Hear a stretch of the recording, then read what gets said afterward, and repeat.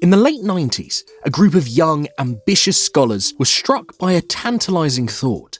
If literature had literary studies and film had film studies, why didn't video games have game studies? And why shouldn't they be the ones to lead it?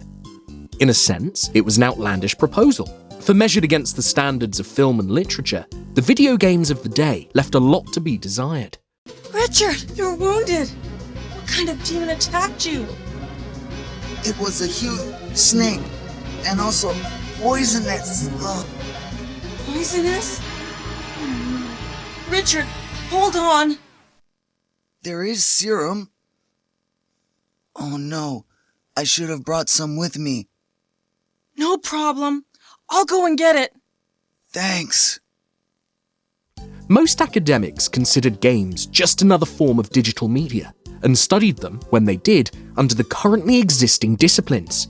To justify an entirely new field, the founders of game studies had to argue that video games constituted a radically new medium altogether. Though it may not look like it, games had far more potential than was realized.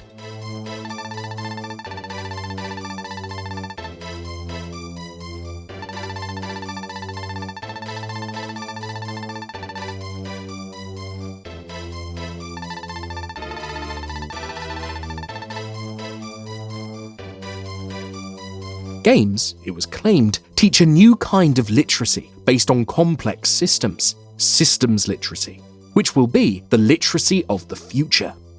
It was an extraordinary claim, and it required, at some point, extraordinary evidence that games could actually educate instead of merely entertain. And so, a movement emerged from the rarefied air of game studies, a movement to produce and promote serious games.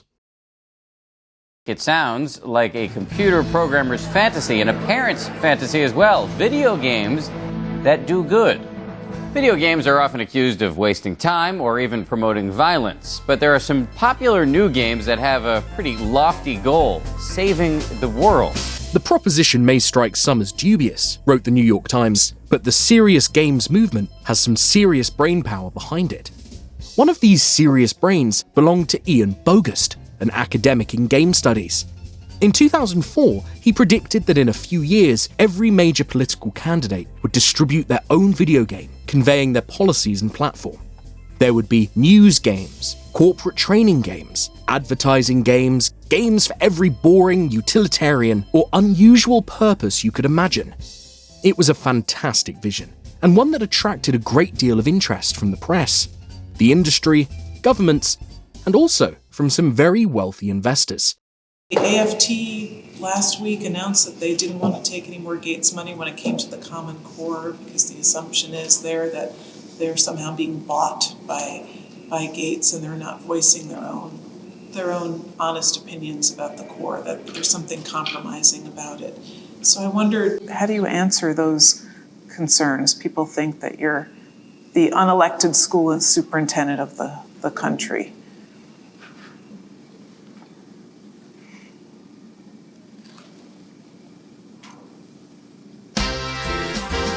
This is Bill Gates, computer magnate and mega billionaire.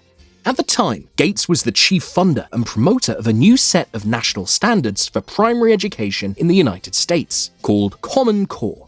The framework laid a heavy emphasis on the use of software and technology in the classroom. If adopted, Common Core would bring enormous profits to Gates and the tech industry as a whole.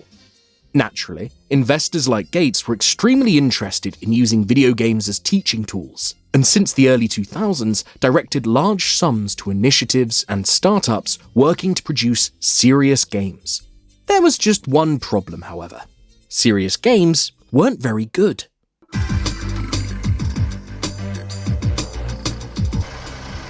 This one, released in 2006 by the United Nations, instructs the player to raise resources to alleviate hunger in far-flung countries. Oh no! Look ahead! A band of rebel soldiers is blocking the road! While this game may possess some clumsy propaganda value, it doesn't seem likely to raise a new generation of novel problem solvers and systems thinkers.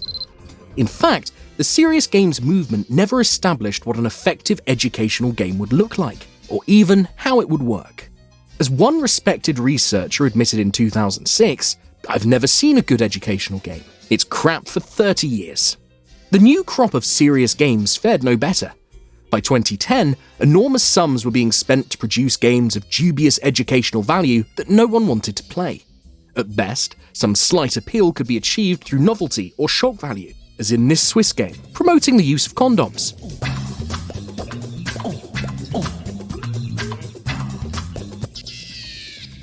But in general, it was never made clear that entertainment and education could be merged to the extent that serious games advocates imagined. By 2012, stories were spreading of the waste of public and private funds used to create serious games. We had this $1 million grant, and we were gonna, make these great educational games. So we went to this famous university. We won't name that university. This famous university, and we gave them $1 million, and we said, "Can you make 10 awesome educational game prototypes to kind of show us the future?" And they said yes, and so we gave them the $1 million, and we checked back a year later, and we said, "Where is it?" And they said, "Here you go," and they handed them a 35-page document. And here were 10 science fiction descriptions of games you couldn't possibly build in this century, right? They had spent $900,000 at this point. But how does this happen? Why does this keep happening?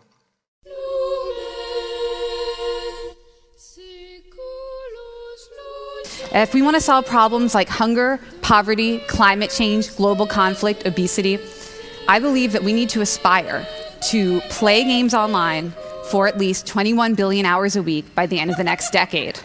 No, I'm serious. It was a situation that couldn't last very long, and only a few years later, the serious games movement was moribund. Educational games were still funded, primarily for classroom use, but the grandiose pronouncements that video games would transform education and society, and even somehow save the world, could no longer be taken seriously. In 2013, the year before Gamergate, Ian Bogost confessed his disappointment in the failure of the movement he helped found. So when I see, a headline like this, "Can games change the world?" I just want to vomit. And instead what I want to see are examples, more examples. The ones that I've shown you, some of them were horrible failures, and some of them were modest successes. But certainly, this has not been a successful project, culturally speaking, right? What I'm presenting to you is still largely theory, and that's annoying. I would like it to be less theory and more reality. So that's that. Thanks. And so, the grand attempt to make video games more useful and revolutionary than they really were ended. But if games couldn't transform society, or at least be put to productive use in any significant way, perhaps they could still reach the hallowed heights of art.